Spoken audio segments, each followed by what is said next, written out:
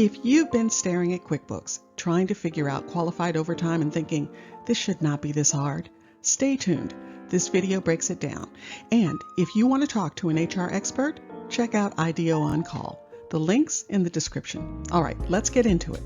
Hey there, if you're a California business owner and you're the one handling payroll in QuickBooks, then this is for you. We are going to get you completely up to speed on a critical new payroll item you've probably been seeing, and more importantly, what you're supposed to do about it.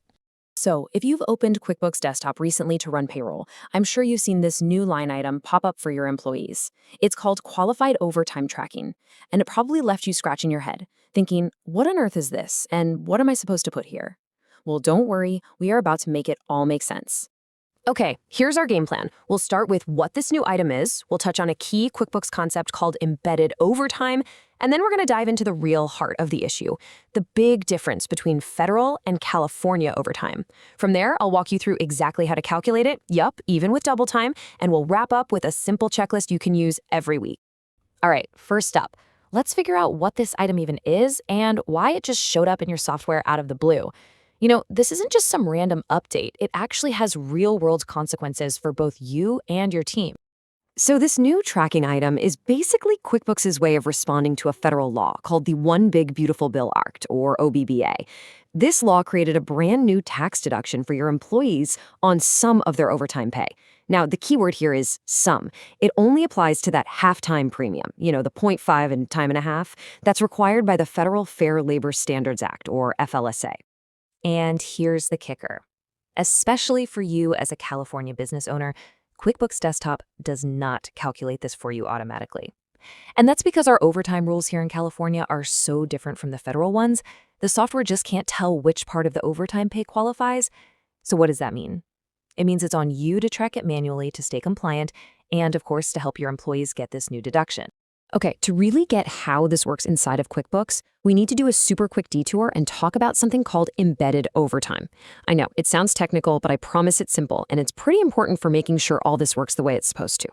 Embedded overtime is really just a fancy name for the default, out-of-the-box overtime and double-time payroll items that were already in your QuickBooks when you first set it up. So unless you've gone in and created your own custom overtime pay codes from scratch, you're almost certainly using these already.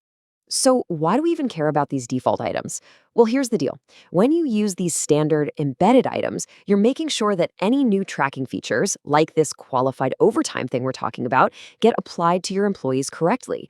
If you're using your own custom codes, there's a good chance this new tracking item might not even show up automatically for you. All right, let's get to the biggest point of confusion for pretty much every employer in California.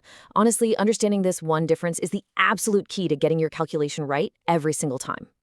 And this right here perfectly illustrates the challenge. Federal law, which is what determines if overtime is qualified, only cares about hours worked over 40 in a week. That's it. But as you know, California law is way stricter. It triggers overtime for any hours worked over 8 in a single day. This means your employee can rack up a bunch of California overtime without ever hitting that federal 40-hour weekly threshold. And only the federal kind counts for this new deduction. Okay, so now that we've got that distinction clear, let's walk through exactly how you're going to calculate the correct amount to enter. We'll use a couple of really common examples to make this crystal clear. Let's start with a scenario that I'm sure you've seen a million times. Your employee works 4 10-hour days. Now, according to California law, they've earned 2 hours of daily overtime each day, which adds up to 8 hours of overtime pay for the week. But take a look at their total weekly hours. It's exactly 40. And because that employee never went a minute over 40 hours for the entire week, none of that overtime is considered federal or FLSA overtime. So the amount you're going to enter into that qualified overtime tracking box for this pay period is a big fat 0. That's it. Simple as that. Okay, but what about a busier week?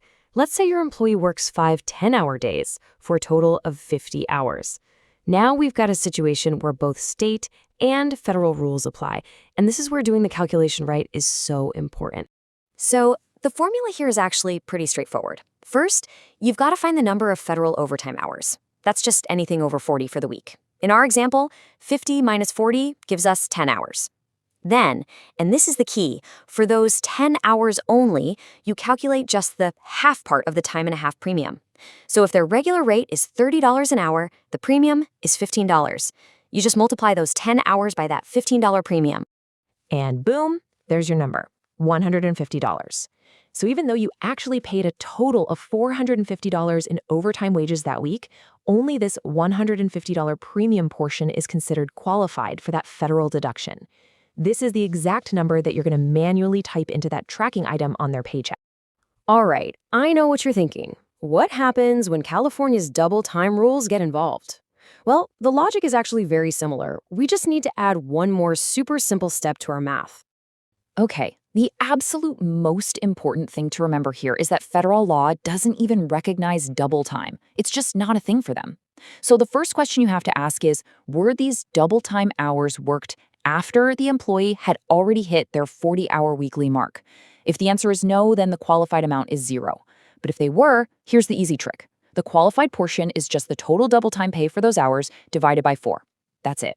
And that's because the government only recognizes that half-time premium, and in a double time rate, that premium is exactly 1/4 of the total pay. Okay, we've covered the concepts, we've gone through the examples, we've even tackled the exceptions. Let's put this all together into a simple, repeatable checklist that you can use every single time you run payroll, without all the headache.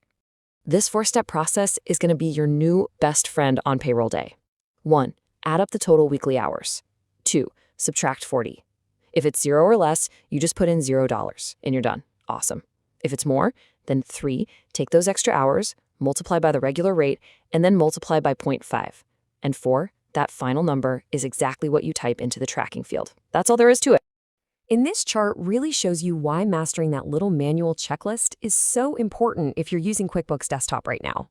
You know, unlike some of the huge payroll services that are building out semi-automated tools and special reports for this, QuickBooks is currently putting the responsibility entirely on you, the business owner, to do this calculation and enter the correct amount. By following the steps we just went through, you can absolutely, confidently answer yes to that question.